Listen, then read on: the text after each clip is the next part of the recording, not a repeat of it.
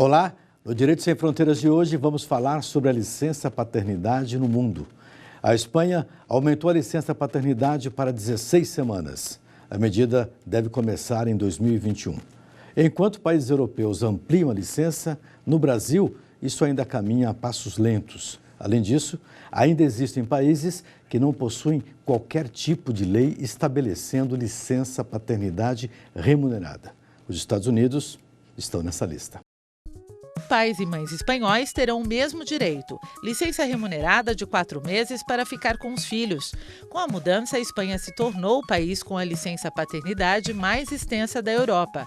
Suécia e Islândia, por exemplo, concedem 3 meses de afastamento tanto para o pai quanto para a mãe, com pagamento de 80% do salário.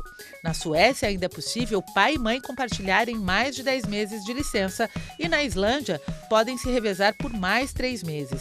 Na prática, o período geralmente é utilizado pelas mulheres. No Brasil, ainda há uma grande distância entre as duas licenças. Mulheres têm direito a 120 dias e, para homens, a licença, que é remunerada, em regra não passa de 5 dias corridos. Para servidores e funcionários de empresas que fazem parte do programa Empresa Cidadã, o período é de 20 dias. Para debater o assunto, convidamos Renato Zerbini Leão, especialista em Direito e Relações Internacionais, e a professora de Direito, Tânia Bessel. Obrigado pela presença dos dois. De saída, tem algumas diferenças nessas licenças, não é, professora? Sim. Pode explicar para a gente? Sim, claro. A licença maternidade ela é concedida, a princípio, para a mãe que teve o parto, ou para a mãe adotante, ou mesmo, dependendo do país, para a mãe que tem a guarda.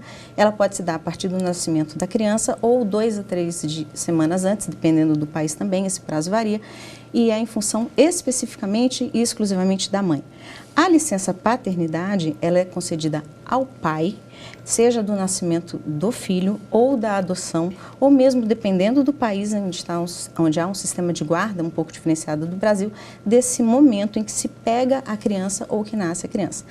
E, por outro lado, a licença parental, que é o que há de mais moderno no mundo, que são esses prazos mais largos que a gente vê e ouve muito no noticiário, que infelizmente nós ainda não temos no Brasil, é uma licença concedida para a família em si, visando a família, e é um período em que vai ser distribuído uma parte para o pai, uma parte para a mãe, de acordo com as conveniências da própria família. E ela quando que isso pode ser autorizado, por exemplo, não no Brasil, que nós não temos, em outros países? Depende do país também. Tem países que exclusivamente essa licença parental irá se iniciar depois que acaba a licença maternidade.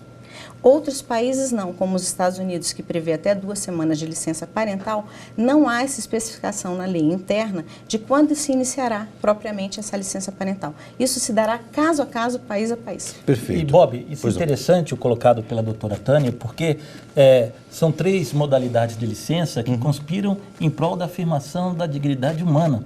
É uma conquista civilizatória, poderíamos dizer, né? Um processo. Primeiro, a licença da mãe, licença do pai e a licença parental. De modo que nós estávamos caminhando em um crescente em prol da afirmação desse ser humano que está se apresentando ao mundo, o que é muito bonito. Nós teríamos o fortalecimento da família com essas medidas? Inclusive com essas licenças, principalmente a parental, o que se vê é que a família deixa de ser instituto de direito e passa a ser instrumento para a garantia da dignidade da pessoa humana.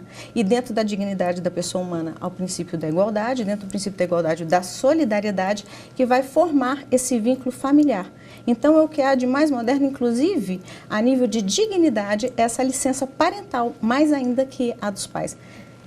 E veja quão interessante, aqueles países onde esse núcleo familiar é o mais importante da sociedade, casualmente toda a Constituição quase começa a família, é o núcleo essencial da sociedade. Os países com os melhores índices sociais são aqueles que apresentam os prazos mais largos com relação a cada uma dessas licenças. Então é muito interessante essa correlação entre licenças maternal, paternal e parental e qualidade de vida da família. O Brasil, como nós estamos hoje em relação ao tema? Olha, Bob, se nós formos pensar o Brasil enquanto país de terceiro mundo, eu me sinto otimista, porque nós estamos à frente da China, estamos à frente da Índia, à frente de vários países da América do Sul, salvo engano, em 14 e 15 no ranking mundial de licenças, tanto maternidade como a licença paterna, embora a gente não tenha a licença parental, que é uma pena. Mas, se nós formos levar em consideração, como o professor estava falando aqui, dos países de ponta, que é o que eu acho que a gente tem que buscar na vida, né? O melhor e não o pior, nós estamos bem atrasados. Recentemente, nós passamos a aumentar um pouquinho a nossa licença de 16 para cá de paternidade, mas está muito abaixo de outros países, como você começou falando da Espanha. Sim. Então, isso é uma coisa a se perseguir. E, além da paternidade, a parental, que eu acho fundamental. E é o que a gente estava falando. Hoje, a questão da licença paternidade, inclusive, sai do direito do trabalho e entra dentro do direito constitucional, dentro dos princípios da dignidade. Sai, desengessa, há uma conversa entre os direitos hoje. E não se vê mais a situação da família desvinculada da situação do trabalho. Ou o trabalho desvinculado da própria sociedade, das próprias garantias, como o senhor falou também. A Noruega, por exemplo, ela estabelece 315 dias para licença à mãe e 112 dias para o pai. Nós temos aqui também a Polônia, 140 dias para a mãe e 14 dias para o pai. Portugal, 120 dias para a mãe e 35 dias para o pai. Que comentário a gente pode fazer com essas diferenças de datas aqui? Essas diferenças são diferenças que correspondem ao início desse processo de concessão de licenças, né? A mãe desfrutando de uma licença, depois os pais desfrutando dessa licença e que indicam também um crescente na quantidade de dias. Todos esses países europeus, Bob, que estão preocupados justamente com a educação desse novo ser humano, com a ideia de que um filho bem nascido no sentido de bem amamentado, bem cuidado, né? E depois com a presença do pai será um cidadão melhor. A ideia de cidadania também é vital nesse processo de consolidação de um lapso temporal mais estendido no tempo. Porque quanto maior a presença do recém-nascido com sua mãe e com seu pai, certamente será uma criança mais feliz, uma criança mais altiva e ativa e certamente um cidadão melhor. Não à toa, a Europa está preocupada com essa questão, inclusive a União Europeia tratando de traçar uma linha comum a essa temática em todos os seus Estados-membros. Através da diretiva, né? O Reino Unido, por exemplo, tem um dado aqui interessante, salvo engano, se nada mudou nas últimas 24 horas, o Reino Unido concede 365 dias de licença para a mãe e 14 dias para o pai. Explica isso para mim. Na verdade, no caso do Reino Unido, eles colocaram nesses seus dados como uma coisa só, em função até de a gente não ter dessa distinção aqui no Brasil, como a gente falou. O que acontece é que essa licença do pai, ela é tirada, nesse caso, obrigatoriamente do nascimento da criança. Por quê? Porque em alguns países em que essa licença do pai for muito menor, ela visa, nesse caso, a questão do terceiro ponto que nós falamos, que é o da solidariedade, através da ajuda e do apoio da esposa, que acabou de ter um neném, ou quando não tem um neném, quando se dá da adoção, na criação do vínculo. Porque hoje, há muitos estudos que estão sendo feitos ao longo do mundo a respeito do engrossment. O que seria o engrossment? É o momento em que o pai se descobre pai. E é esse embasamento que a Europa tem usado para alargar tanto a licença paternidade como a questão principal acontecida nos países nórdicos, que é alargar e começar o vínculo do pai com a criança, porque muito se fala em instinto materno, mas o engrossment, que é o instinto paterno, ele existe, só que ele existe no momento diferenciado da mãe. A mãe, quando gera, ela se acostuma com aquela ideia e tem o filho entre si.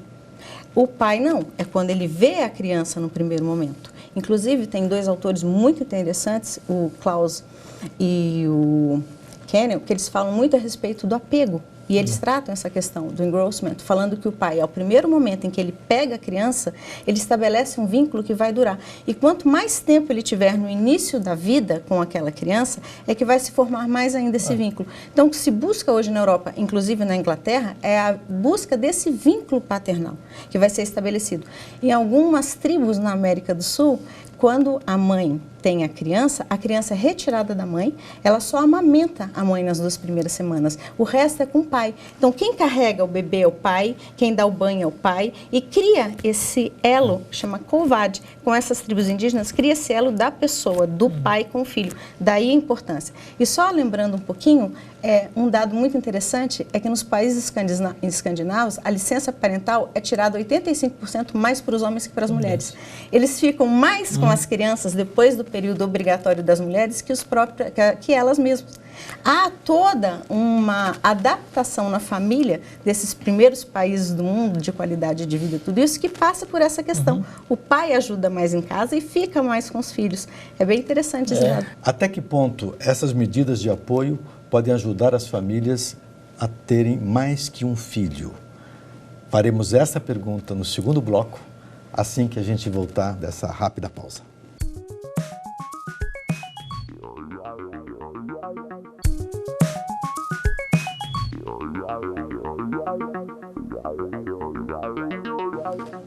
O Direito Sem Fronteiras está de volta com a nossa discussão sobre licença paternidade no mundo. Nós encerramos o primeiro bloco e eu fiz uma pergunta sobre até que ponto a ampliação de licenças aos pais e às mães, esta ampliação pode aumentar o desejo dos casais de terem mais filhos. Professora. Eu acho que é extremamente e diretamente relacionado. Como exemplo, a gente pode citar a própria Suécia, em que tem uma das maiores licenças parentais do mundo, em que os dois compartilham do cuidado da criança, e desde que foi criada essa licença lá, o número de divórcio diminuiu. Assustadoramente. Só para dar um número, Suécia, 105 dias para mães e 70 dias para o pai. Sim. Provavelmente esse número ele é somado e tem na Suécia um período inicial para a mãe, em seguida, junto com a do pai, um exemplo. Na maioria dos países escandinavos funciona assim, 3 a 4 semanas para a mãe, 2 semanas para o pai, em que tiram em conjunto obrigatoriamente. Tá. E a partir daí, dependendo do próprio país, esse número pode ser tirado até os 6 anos de idade da criança. Uma outra coisa que as pessoas sabem pouco, se houver uma necessidade. Doença. Exatamente. Essa licença vai ser tirada de forma diferenciada em cada país e, inclusive, em relação ao percebimento do salário. Nos países em que você tem um decréscimo muito grande do salário, já volto para a pergunta, só Sim. porque nós tocamos no assunto, Sim. no país em que você, à medida que for passando o tempo, você vai diminuindo muito a renda, os próprios pais diminuem o tempo, embora tenham a liberalidade de tirar essa licença, eles tiram menos, por causa da função econômica. Nos países onde mais tempo você trabalha, mais tempo você tira a licença, mas você continua recebendo o salário alto, há quase a percepção total do seu salário, a licença é gozada na sua integralidade. E em alguns países essa licença pode chegar até 6 anos de idade da criança.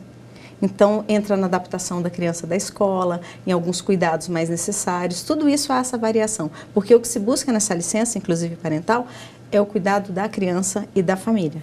E ao se cuidar da criança e da família, voltando para a sua pergunta, Bob, no momento em que você estabelece os vínculos de solidariedade entre o homem e a mulher, o casamento fica mais forte. Porque a família, o ser humano, ele é um ser familiar. Então, à medida que você acrescenta esse dado de solidariedade e que você sente no seu companheiro aquele ombro amigo, aquela divisão de tarefas, o seu casamento se fortalece. A consequência é a diminuição no nível de divórcio e, inclusive, a própria estimulação para que se cresça essa família. Nós temos que lembrar que na própria Espanha, como você falou, há um incentivo muito grande do governo, não só para que se tire essa licença visando a criança, mas que se tenha mais filhos, porque está tendo um decréscimo no número da população europeia. Está se nascendo muito menos do que o programado. Então, isso também é um fato que tem que ser muito considerado. Você fortalece a família tem mais filhos, seja pela ótica interna familiar, seja pela ótica do Estado, que precisa de mais pessoas. A Espanha, inclusive, para as famílias mais pobres, a Espanha aumentou uma bolsa, né? Bolsa Filho, Bolsa Família, Bolsa para Filho, de cerca de R$ 2.500. Isso equivale mais ou menos a 590 euros. Por ano, né? É interessantíssimo. Os europeus estão colocando em prática aquilo que toda Constituição Ocidental diz. A família é o elemento central da sociedade. A família municiada de programas de incentivos, de políticas públicas agregadoras, significa uma sociedade mais coesa e uma cidadania mais sadia. Isso poderia, eventualmente, no futuro, vir a ser um elemento de ajuda para a coesão familiar? Com certeza. Incluindo em relação a uma doutrina que existe no mundo liberal, de que o homem e a mulher felizes, ou feliz o homem, feliz a mulher, este homem e a mulher devem estar conectados a uma grande corporação, Sim. ter um grande salário e esquecer um pouco a família. Não é um pouco a volta ao passado isso, professora? Não, eu discordo disso, porque o que está se vendo e se buscando na Europa, justamente é o início do seu raciocínio, mas com uma conclusão diferenciada. O homem feliz, a mulher feliz, eles trabalham melhor. Um dos motivos da licença... Eles trabalham melhor? Trabalham melhor, claro. Um dos motivos da licença parental, inclusive, e quando há essa divisão entre o pai e a mãe, é reinserir a mulher no mercado de trabalho e diminuir a desigualdade dela. Porque se os dois tiram a licença, a mulher passa a perceber o mesmo salário, porque no início a mulher passou a ser muito discriminada nas empresas quando se tinha, isso acontece ainda em países de terceiro mundo, inclusive no Brasil, que a mulher ela é discriminada em função da licença maternidade. E é uma das pseudo-justificativas para que a mulher tenha um salário menor que o homem. Quando você joga numa cultura de igualdade de gêneros e não de sexo, que é uma distinção muito grande, sexo é só a procriação entre homem e mulher, gênero vem toda essa questão da família e da pessoa individual em si. E quando você joga essa questão para a desigualdade de gênero e permite que os dois dividam o encargo da família, não justifica mais a mulher ganhar menos. Então, aumenta e modifica toda... É uma das óticas da licença parental. E é interessante que isso, Bob, é a aplicação de um princípio que é muito caro à proteção internacional da pessoa humana, que é o princípio da igualdade e não discriminação aplicada à família. A família é tão importante que, desde a perspectiva do regime da proteção dos direitos humanos, existe o direito à família. Eu posso fazer uma indiscrição aqui com o senhor, comentando a sua experiência pessoal com a família? Conta pra gente o que aconteceu. É uma família muito interessante, né? Uma família que cresceu no âmbito do estudo. A minha tese doutoral estava sendo realizada à luz da comparação jurisprudencial entre o sistema interamericano de direitos humanos e o sistema europeu. Eu estava estudando os direitos econômicos, sociais e culturais que contemplam o direito à família. Ali nasceram 3 lindas meninas. 3 meninas. 3 meninas. Durante um intervalo a de tese. 22 meses. Parece até combinado. Da mais velha para do meio, 22 meses. Da do meio para a mais nova, 22 meses.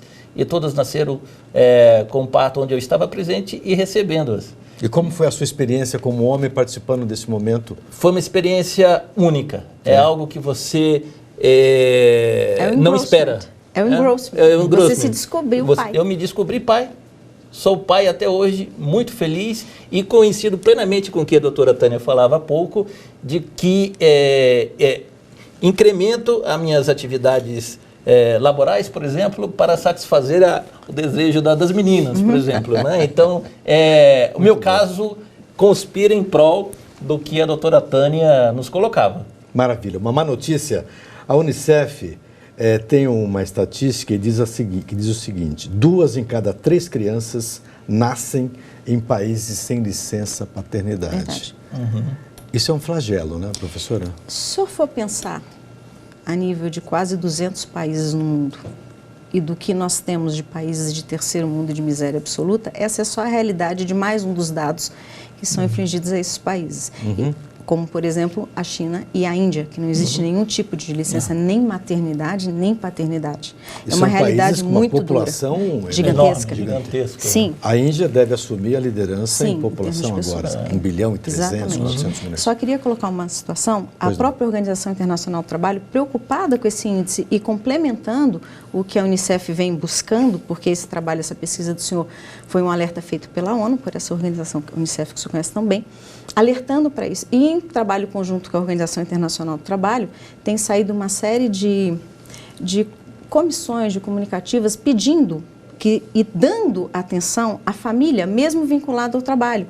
Então, nós tivemos as comissões 156, a 165, a 183, e das quais, infelizmente, o Brasil não é signatário de nenhuma das 3, e que tratam especificamente da licença parental, não só para o Brasil, mas para todos os países. É um trabalho que tem a OIT desenvolvido, tentando que os países que sejam a ela vinculados consigam colocar dentro do seu ordenamento interno a questão da licença paternidade, da maternidade, não digo nem a parental, que seria a Comissão 183. E o próprio Brasil não é signatário de nenhuma das três.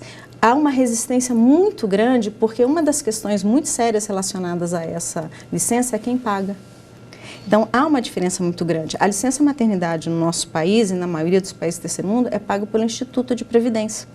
No momento, pela crise que o nosso Instituto passa, por toda essa reforma que a gente precisa fazer no Instituto, quando você se levanta a bandeira da necessidade de se aumentar uma licença parental, de se criar uma licença parental num país de uma situação econômica difícil, ela é rechaçada. Nós temos um projeto desde 2007 na Câmara a respeito da... Tentando, inclusive, aproveitar essa comissão de 186 de 2000 da Organização Internacional do Trabalho. E a gente não consegue introjetar isso em função disso. Então, nos países de terceiro mundo, não tem essa licença porque isso seria ônus do Estado. E isso é muito difícil. Quem sabe agora esse governo tão preocupado com a família pudesse celebrar esses tratados, esses compromissos internacionais em prol de uma família mais... O único problema é que o governo quer fazer uma economia de 1 trilhão... Numa reforma previdenciária. Na reforma previdenciária, 1 trilhão em 10 anos. Será que daria para abrir uma... A licença paternidade aqui, ela não é paga pelo INSS. A licença maternidade, sim. Seria alguma coisa num convênio. A licença paternidade no Brasil, que de 5 dias passou para 20 agora, passou para 20 para aquelas empresas e que são chamadas empresas cidadãs, que tem um convênio com o governo. E temos bastante dessas empresas no país? Temos. E, Bob, uma coisa interessante, que desde a perspectiva econômica também, há indicações científicas de que quanto mais se investe em políticas públicas de qualidade familiar, qualidade cidadã, esses buracos que mencionávamos há pouco sempre aparecerão. Entendi. As fendas para que os benefícios saiam de lá. Saiam de lá. Exatamente. A questão da China, nós mencionamos a China, que a senhora mencionou a China, que não tem nenhuma política de licença parental, ou para a mãe ou para o pai. É uma questão curiosa, porque a China já vem enfrentando um problema em relação à sua população, e nos próximos 30 anos, mais ou menos, deverá deixar de ter 300 milhões de pessoas. Está havendo um desequilíbrio populacional na China, daí porque a Índia deve assumir a liderança já em 2020, 1 bilhão e 400 milhões, alguma coisa assim. Como a China não oferece nenhum benefício de licença para quem trabalha e possa ter um filho e cuidar dele em casa, que tipo de conflito social pode haver numa situação como essa, sendo que o mundo todo hoje vem anunciando medidas para restabelecer um fluxo, digamos assim, de crescimento vegetativo positivo? Há diversas matizes possíveis de serem buscadas para responder essa questão. Por exemplo, a fuga daquela população melhor formada, aquela população mais capacitada para levar o país adiante, para países que possuem essas políticas públicas de qualidade. Depois, um distanciamento ainda maior entre as classes sociais dos estados, se nada for feito para sobrepor essa questão. Depois, a inevitável desmembramento das questões vinculadas à saúde também. O Estado terá que gastar mais com políticas públicas em saúde. São questões que estão umbilicamente conectadas em torno dessa não atenção do Estado às questões familiares. Só para fazer uma contextualização aqui, a China, até 2015, tinha uma política de contenção de crescimento populacional. Os casais podiam ter apenas um filho.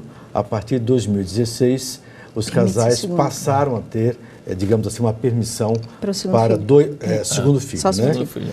No entanto, como lá se trabalha muito, e sem esses benefícios familiares, professora, parece que o plano talvez não dê tão certo de aumentar essa população, ou de manter, pelo menos. Sim, a China passa por esse problema, que é um problema muito específico, bem o oposto do que está acontecendo na Índia.